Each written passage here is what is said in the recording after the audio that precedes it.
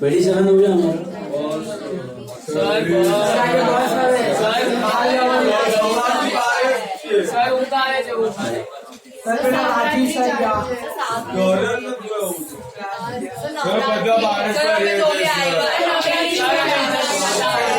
अच्छा सुनो, तुम्हारा मंडे को evening there are 2 lectures, maths and accounts both 5 to 7 and 7 to 9। 9 बजे जाओ, 2 बजे खेलो। 5 to 7 that's why 5 o'clock।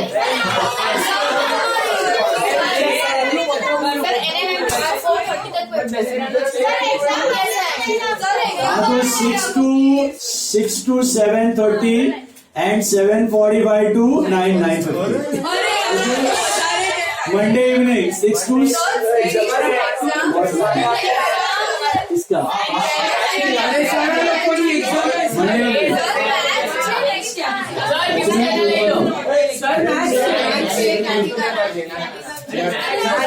मेरे मैसेज करना अगर आया तो। फिलहाल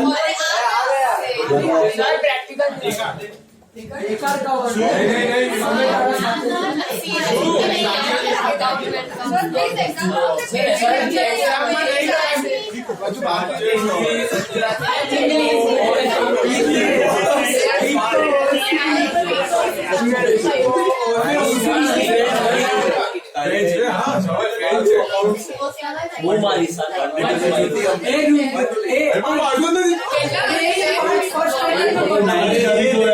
अरे सर हम लोग का नहीं है, इसलिए सब एक साथ ही, सब एक ही मीटिंग में रहने वाले हैं। उसमें 8 to 10 है और बाकी तो 9 to 10। There will be definitely one lecture from 6 to 8। 6 to 8 एक लेक्चर तो रहेगा ही रहेगा। One lecture is definitely going to be there। अच्छा, and Tuesday morning there are 2 lectures।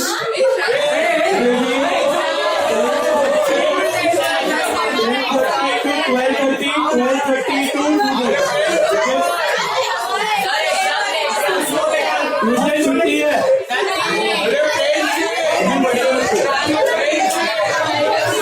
Tuesday 2 lecture है, 10:30 to 12:30, 12:30 to 2:30।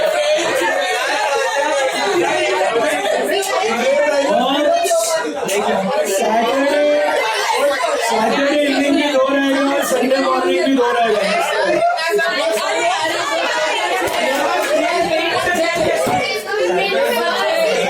Saturday evening and Sunday morning. हाँ तो पढ़ने रखो, जो भी करने का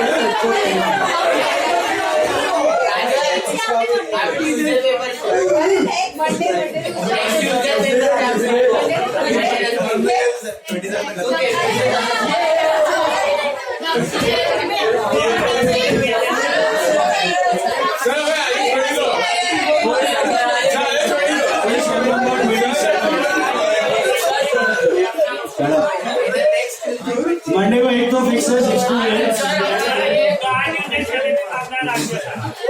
Tuesday morning there are 2 lectures, 10:30 to 12:30, 12:30 to 2:30।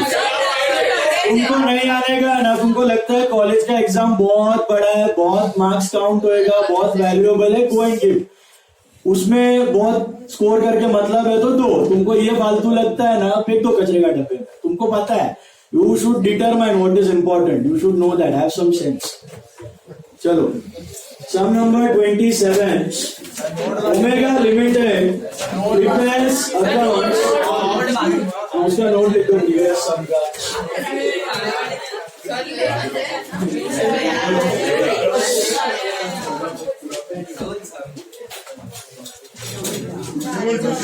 Note लिखो, प्रीवियस सम में लिखो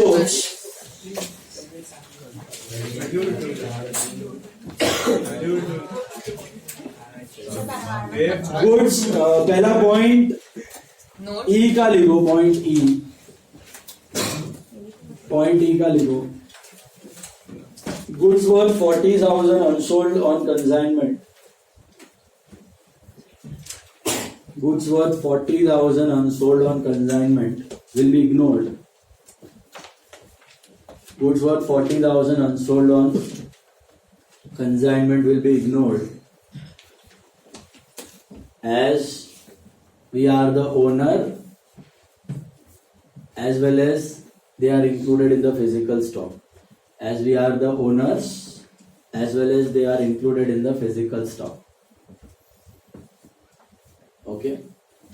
As we are the owners as well as they will be included in as we are the owners as well as they are included in the physical stock. And then last wale ka bhi same, F wale ka, goods received on consignment 2 lakhs will be ignored. Goods received on consignment rupees 2 lakhs will be ignored. Goods received on consignment rupees 2 lakhs will be ignored as we are neither the owners nor they are in the physical stock. Goods received on consignment rupees 2 lakhs will be ignored as we are neither the owners nor they are included in the physical stock. Okay. Now take sum number 27. Notes from marks, sir. हाँ, these are proper notes, actual notes, working notes. उसका part 27 देखो. Omega Limited prepares accounts on 31st March every year. On 31st March 07, its stock taking export was ill and the preparation of physical inventory was delayed until 3rd April. 3 दिन बाद हुआ. So 27th March and 3rd April. Okay. So physical stock as on 3rd April is 2,40,000. Mila? Physical stock as on 3rd April is 2,40,000. Did you get that? An examination of the inventory relating to the financial records discloses that between 1st and 3rd April ये सब हुआ है. तो 1st और 3rd April के बीच में पहले sales का डेटा दिया है. मिला? ध्यान से देखो. Sales totaled 50,000. Please focus. Sales totaled 50,000, including 3,000 in respect of the goods which left the warehouse on 29th March. तो 3,000 मैं अलग कर रहा हूं. Okay. Then 5,000 in respect of the goods not dispatched until 12th April. 5,000 भी अलग कर रहा हूं. मिला? And 2,000 in respect of the goods invoiced and dispatched on 1st April but returned by the customers on 2nd April, for which no credit note has been passed but which are in fact included in the stock on 3rd April. So कुछ नहीं है, वो English में दिया है थोड़ा. This is 2,000. ये 2,000 के बारे में क्या बोल रहा है? ये सेल भी हुआ है और रिटर्न भी हो गया है.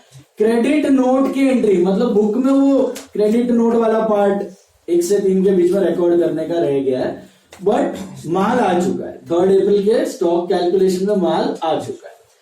तो ये बेसिकली नॉर्मल रिटर्न ही है. तो ये 3,000, ये 5,000, ये 2,000, तो बचा कितना? 5% रिटर्न. तो ये बचा 40,000. तो पहले मैं ये 40,000 को पकड़ता हूँ. ये 40,000 का सीन क्या पता है आपको? हाँ, ये नॉर्मल सेल हो गए. तो इसका आपका इनवॉइस भी 1 और 3 के बीच में गया है, फिजिकल स्टॉक भी 1 और 3 के बीच में गया है. यस और नो? तो are you the owner of these goods on 31st? Yes. तो ही तो आप बेच पाए हो. And are these goods in the physical inventory on 3rd? No. So what am I supposed to do? Add your normal sale but add CP लेना है. तो कॉस्ट प्लस प्रॉफिट का आपको कहीं तो दिया होगा. Gross profit to sales was 25%. तो gross profit to sale मतलब profit is on cost और on sales? Sales पे है. तो cost कितना हुआ इसका? 75 हुआ ना? हेलो, समझा कि नहीं? तो ये कितना आता है? 30,000 एग्जैक्ट. राइट? मिला? 30,000 आया? बराबर है ना? So these are sales at CP. Sales at CP. This is 30,000. क्यों ऐड हुआ समझा? we are the owners, but the goods are not in stock. Then ये 2000 का सीन क्या है? ये सेल भी हो गया, सेल रिटर्न भी हो गया, तो जाके वापस आ गया, मिला वही डेट्स के बीच में गया और वापस आ गया, लेकिन दिखाना पड़ेगा दोनों, सेल भी दिखाना पड़ेगा, सेल रिटर्न भी दिखाना पड़ेगा। तो क्या करना है, इसको प्लस भी करना है और माइनस भी करना है, तो एट सीपी करना है। तो ये 2000 है, तो ये कितना है, आई थिंक 1500 होगा, बराबर है। तो ये सेल्स रिटर्न वाला है, सेल्स रिटर्न वाला है, इसका एट सीपी होगा 1500 एड एंड 1500 सब्ट्रैक्ट, यस और नो, मिला। तो टोटली आप सेल कितना ऐड कर सकते हो, 31,500 पूरा ही ऐड कर सकते हो और 1500 माइनस कर दो। ये तो समझ में आ गया, ये तो क्लियर है। ये और ये सेल भी है एंड सेल्स रिटर्न भी है, ये तो okay. What about this 5000? This 5000 के बारे में देखो, in respect of the goods not dispatched until 12th April। सो इसका मतलब इसका जो इनवॉइस है वो कब गया है, 1 और 3 के बीच में गया है ना। और physical stock not dispatched until 12th April, मतलब फिजिकल स्टॉक कहने से 12 अप्रैल को डिस्पैच हुआ है। तो are you the owner of these goods on 31st? Yes, पक्के है ना, क्योंकि ओनर है तब भी तो 1 और 3 के बीच में बेच पाए हो, तो ओनर तो है पक्का। फिजिकल स्टॉक ऑन 3rd में है कि नहीं है? क्यों? नॉर्मली तो 1 और 3 के बीच में निकल जाता था, लेकिन ये निकला है 12 अप्रैल को, तो आप ओनर भी हैं और फिजिकल स्टॉक भी है। तो क्या करना है, इग्नोर करना, और इसका नोट आएगा। अभी जो मैंने नोट दिया, we are the owner as well as included in stock, same note, correct. इन महाशय को देखो 3000 वाले, इनका इनवॉइस कब निकला होगा, 1 और 3 के बीच में, और इनके बारे में देखो क्या दिया, 3000 in respect of the goods which left the warehouse on 29th March। तो इसका फिजिकल स्टॉक 29th मार्च को ही निकल गया है। Are you the owner on 30? नौकाई को फर्स्ट कम फर्स्ट सर्व, माल निकल गया ना 29 मार्च, तो गया ownership Kanthan Gopal. So on 31st March you are not the owner, or are you? You aren't the owner on 31st.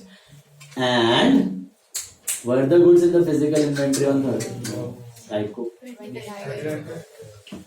So ये भी इग्नोर हो जाएगा, ये भी इग्नोर, ये लास्ट वाले दोनों चम्मू मगू इग्नोर, दोनों का नोट। इसमें we are the owner and they are in the stock, इसमें we aren't the owner and they aren't in the stock. Is this clear? Understood? पक्का। इनका दोनों करना है सेल्स रिटर्न, इनका नॉर्मल सेल करना है। ब्रेकअप दिमाग में। नेक्स्ट परचेज का सीन देखो, वैसा ही कुछ। अच्छा, रिटर्न फ्रॉम कस्टमर्स टोटल, ये कौन से रिटर्न? Sales return. ये रिटर्न सब साथ में कर सकते हो।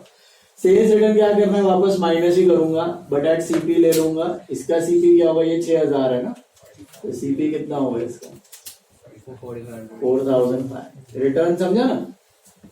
हेलो, आप वही है, आप ओनर हो। Are you the owner of these returns on 31st March? No. And are the goods included in stock on 3rd? Yes. ठीक है, 1 और 3 के बीच में रिटर्न आया है।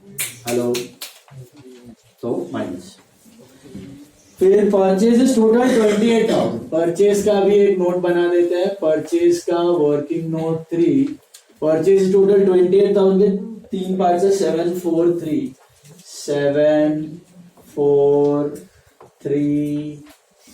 14 और बचा कितना, 40। ये नॉर्मल परचेज हो गया। तो पहले नॉर्मल परचेज को देखो। नॉर्मल परचेज का क्या सीन है, इसका इनवॉइस और इसका फिजिकल स्टॉक दोनों कब आया, 1 और 3 के बीच में आया। 1 और 3 के बीच में माल भी आया, 1 और 3 के बीच में बिल भी आया। ये लो। So are you the owner on 31st? Definitely yes or no? No, definitely no. क्योंकि 1 और 3 के बीच में आया। But are the goods in the physical stock on third? Yes. So what am I supposed to do? Minus purchase में, ये तो cost per ही है तो मेरे को टेंशन नहीं है, कुछ C प्लस PHP करने की जरूरत नहीं है. सही बात, सही बात. उसके बाद 4,000 ये तो हो गया. 3,000 वाला उल्टे जा रहा हूँ, 3,000 वाला देख लो. In respect of the goods received but were to be returned to supplier on 22nd April, for which no credit note has been received or passed through the books. ठीक है, क्रेडिट नोट पास नहीं हुए, लेकिन माल तो गया. तो माल आया भी और माल गया भी, दोनों सीन खत्म हो गए. तो परचेज भी हो गया, परचेज रिटर्न भी हो गया. हम तो first come first serve basis ही अज्यूम करते हैं. तो क्रेडिट नोट रिकॉर्ड हुआ ना हो उससे कोई फर्क नहीं पड़ता. तो परचेज भी हो गया, परचेज रिटर्न भी हो गया. कितना है कॉस्ट प्राइस का? 3,000 एंड 3,000. सही बात. Hello, is this clear? 3,000 का परचेज भी हो गया, परचेज रिटर्न भी हो गया, दोनों कॉस्ट प्राइस पे होते हैं, टेंशन नहीं है. What about this 4,000? This purchase and purchase return. What about this 4,000? पढ़ो, इसका इनवॉइस तो मेरे हिसाब से 1 और 3 के बीच में निकला है ना? है कि नहीं? But 4,000 in respect of goods received on 10th April. Physical stock कब आया? 10th April को आया. 10th April. Ask yourself a simple question. Are you the owner on 31st? No. Why? 1 और 3 के बीच में माल आया तो ओनर तो नहीं है, पक्का नहीं है. माल कब आया? 10 April. Was the stock on your 3rd April? Neither owner nor stock. Note. What about this guy? 7,000. Goods were received in March. Goods were received in March. तो इनवॉइस तो आया 1 और 3 के बीच में. और गुड्स कब आ गए? फिजिकल स्टॉक तो मार्च में ही आ गया, पहले आके बैठा हुआ है गोडाउन में. अब बताओ, are you the owner on 31st March? Yes. Why? First come first serve. माल आ गई ने तो ओनर बनी गया. तब 31st March ना, तब में ओनर. इनवॉइस नहीं आया तो क्या हुआ? माल आ गया ना, first come first serve. Hello, so we are the owner. We are the owner on 31st March. But are these goods in the physical inventory on 30th? Yes. Obviously yes, because 28 March में ही आ गया कभी तो ये भी क्या होगा बेचारा? यहाँ पे we are the owner, यहाँ पे we are. यहाँ पे we are the owner, यहाँ पे we are. ये yes, yes, ये no, no, ये yes, yes, ये no, no. Is it clear? ये चारों नोट में जाएंगे. नोट भी सेम ही होगा. नोट आता है लिखने को भी. Owner and physical stock. So not owner, not there in note. Same ही है. Returns to supply total 5,000. ये कौन सा रिटर्न? परचेज रिटर्न है. तो ये तो मैं नॉर्मल परचेज रिटर्न के जैसा इधर से उड़ा सकता हूँ. कितना? 5,000 हुआ. बात समझ आई? हेलो, समझाणु. હવે G વાળું પોઈન્ટ લાસ્ટ વાળું વાંચો ધ્યાન. There was an exceptional isolated purchase not included in the above on 1st April of 100 similar articles which had a cost of 11,000. एक अलग से परचेज किया हमने 11,000 1st April. Of these 50 articles were sold on 2nd April for 6,500 not included. 6,500 क्या? Selling price. No, वो तो चाहिए अपने को cost price. And remainder had been included in the cost of stock taken on April 3rd. तो in short, आपने 1 और 3 के बीच में एक आइसोलेटेड परचेज किया है. तो आइसोलेटेड परचेज का वैल्यू कितना है? 11,000 है. इसका मैं अगर 2 पार्ट्स कर दूं 5,500 एंड 5,500, क्योंकि आधा है ना उसमें से. 100 similar article of this 50 were sold. तो ये 5,500 का क्या सीन पता है? ये 1st April को आपने परचेज किया एंड 2nd April को आपने इसको बेच दिया. करेक्ट. अब जैसे पता है सेल्स रिटर्न दोनों दिखाना है, परचेज रिटर्न दोनों दिखाना है, वैसे परचेज सेल दोनों दिखाने का. आया भी और गया भी. तो ये मेरा परचेज हो गया, इधर परचेज में माइनस करूंगा और सेल में ऐड करूंगा। Purchase and sale, these are isolated item, isolated item. कितना होगा इसका कॉस्ट? 5500। मेरे को सेलिंग प्राइस से कोई लेना देना नहीं है। 5500 परचेज माइनस किया, सेल ऐड किया, ये गया दिमाग में कि नहीं? देखो आई रिपीट, 5500 का कॉस्ट है कि सेलिंग प्राइस है? पहले कैसे पता चले? टोटल 11 है ना। हेलो, तो 100 सिमिलर आर्टिकल है, उसका आधा कितना होता है? 50। तो 11 का आधा कितना होता है? 5.5 है कि नहीं? तो 5.5 का परचेज किया, वही 5.5 का सेल कर दिया, तो नलिफाई हो गया ना। उसका मैंने इफेक्ट दे दिया माइनस प्लस। अच्छा, बाकी 5500 खाली परचेज करके रख दिया, बेचा नहीं है, तो वो क्या हो गया? खाली परचेज हो गया। तो परचेज में क्या करूंगा? इधर माइनस कर दूंगा। तो ये परचेज और ये परचेज आप ऐड कर सकते हो। कितना होगा? 5500। तो यहाँ पे आप ये दोनों 11,000 माइनस करो और 5,500 ऐड करो, बात खत्म। गया भेजे में? ये दोनों मर्ज कर सकते हो। फिर आपके ये परचेजेस आप मर्ज कर सकते हो, ये परचेज रिटर्न ऐड कर सकते हो, ये ऐड कर सकते हो, ये ऐड कर सकते हो, ये सारा ऐड। बस क्या और कुछ है? These are not included in the above cost. What is your final answer? Sorry? 2,51,000. Please check. Alright? Check कर लो, पूरा चेक करो, पूरा चेक करो। इसका स्टेटमेंट घर पे कर लेना, होमवर्क है। अभी एक समय